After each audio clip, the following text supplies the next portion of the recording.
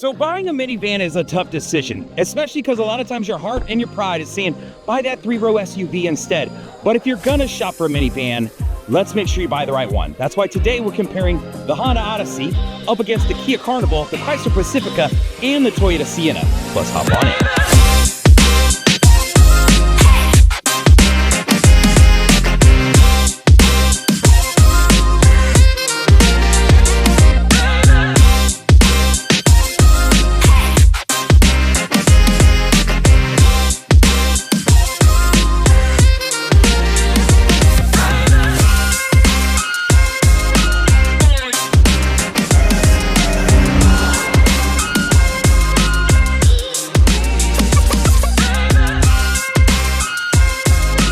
Let's start with what's underneath the hood. So let me pull you on in here. You are looking at a 3.5 liter V6 engine. This is putting out 280 horsepower. It is then running to a 10-speed transmission and then out to front wheel drive. So while we're here, I want to throw a comparison up on the screen so you can see how does the 280 horsepower coming out of this stack up against other makes and models out in the world.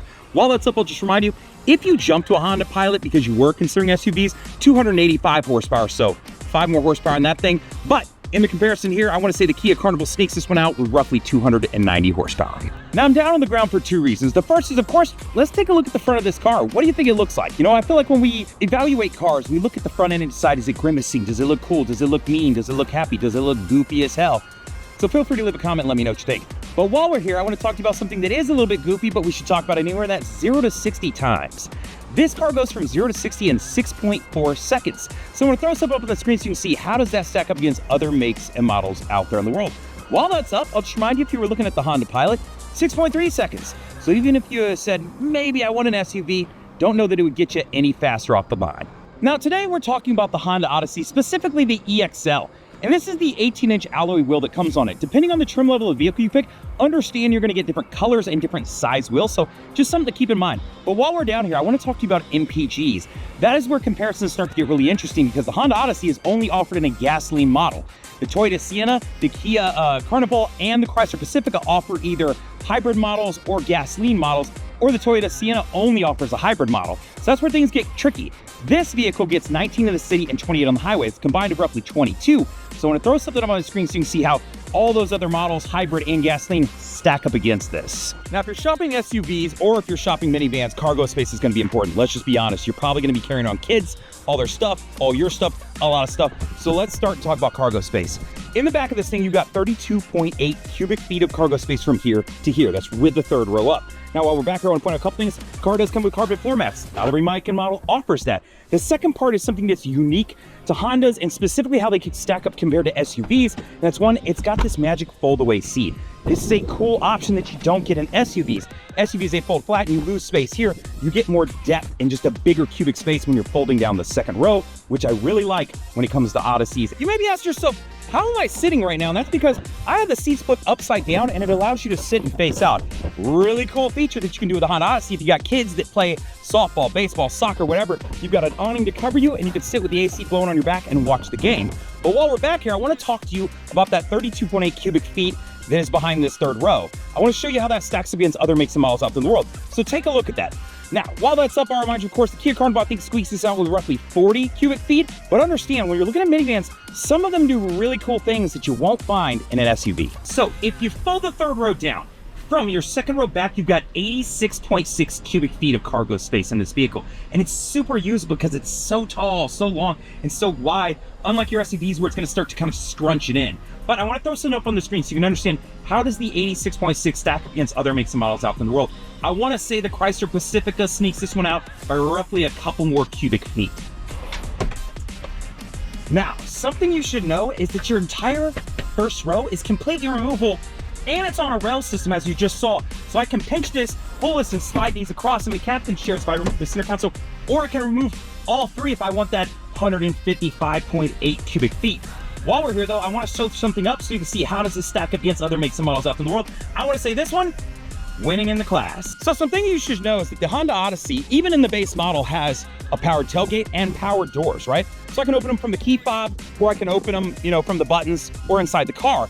Another thing I really like though is these, all you gotta do is one push pull, right? I pull it and then it goes. But they also have sensors set up. So if somebody bitty little hands gets caught in here, it won't crush their fingers. Unlike SUVs where you slam that door in your little sister's hand and everyone has a bad day going to the emergency room. There's even a sensor for the moonroof. Pretty cool. If you're still trying to convince yourself whether you should buy an SUV or if you should buy a minivan, sliding doors makes a big difference. And some of the reasons that are going to be that is that when you pull into a spot, think about it. If you got little kids and they're trying to open the door, chances are they're going to open that door and swing it too wide and they're going to hit the car next to them.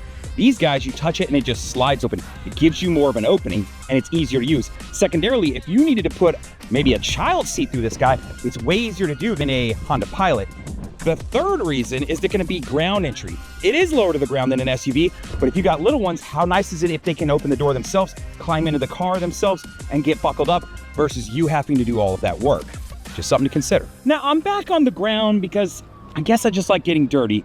Or I want to talk to you about ground clearance. This car's got 4.5 inches of ground clearance. So depending on where you live, if it's somewhere really rural or somewhere with bad roads, that may or may not matter. So understand, if you're looking for something like that, this one may not be the car for you. But I'm going to throw a comparison up so you can see which other cars may do better. I want to see the Kia Carnival sneaks this one out. So let's talk about front row leg space. In the front of this vehicle, you've got 40.9 inches of leg space. So I'm 6 foot, 250 pounds. If I hop in the front of this thing and start sliding the seat back, I've got quite a bit of leg room to use in this vehicle. So if you're a bigger guy, bigger girl, shouldn't be an issue.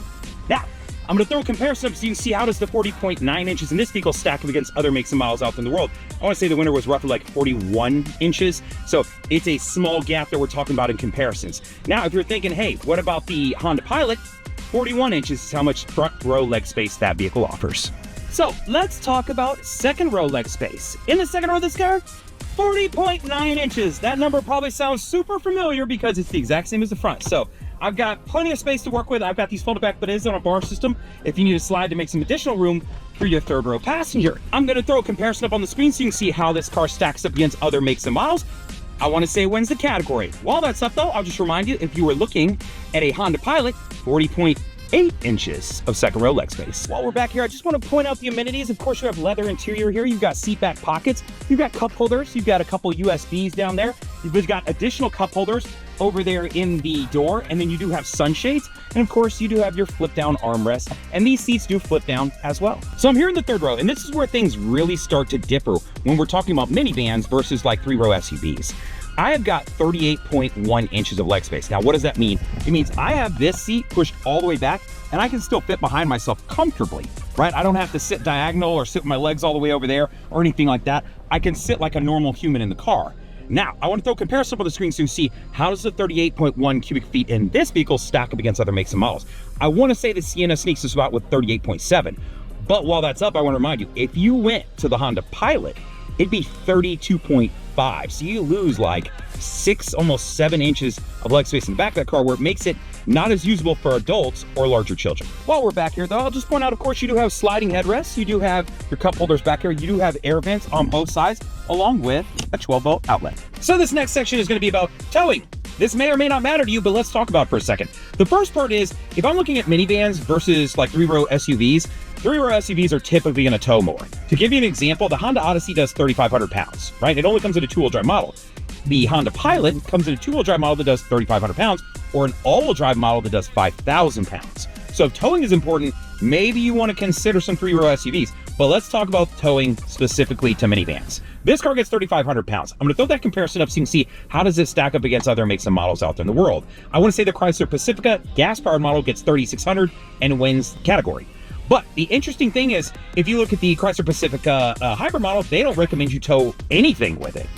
Or if you look at the Kia Carnival, the gas power does 3,500, but the hybrid model does 2,500. So there's interesting kind of shift here depending on what you're looking at and what style of it you are looking at. Really quickly, I'll walk you through what's inside of the touchscreen so you're just going to understand what does this come with. You have wireless Android Auto and Apple CarPlay. Of course, you can connect via Bluetooth, FM, AM, all your normal setups. 90 days of Sirius XM, and then you can connect up and start that subscription if you want it. Bluetooth audio, if you've got a device you want to stream from, great, you can do it. Trip computer, you can see this, of course, here or over behind your steering wheel if that's something you want. As we scroll across here, general settings and vehicle settings. General settings is like equalizer, things like that. Vehicle settings is where I can control like door locks, walkaway auto locks, lockout prevention, remote start, different features like that. So that's where you're gonna find a little bit deeper features. USB, if you wanted to plug something into the USB drive that had a bunch of music stored to it, know that you absolutely can. System updates are all handled by Wi-Fi, so all you gotta do is to be able to connect up. Honda Link. If you're not familiar with Honda Link, there's one feature that's free. It's been free for years, and that's when you connect up a phone via Bluetooth, it'll prompt you. If you get in an accident, they can call you. If you don't answer, they can call 911 and report your last location, your make, model, color of your vehicle to help get you safe, right? This is if the airbags deploy. On top of that, if you go to HondaLink.com, they've got a whole bunch of different subscription fees depending on the trim level and vehicle you pick of different things that you do, from concierge services to, controlling door locks and remote start from your phone and all kinds of different things. So feel free to check that out if those are things that interest you. The car, of course, does come with a compass.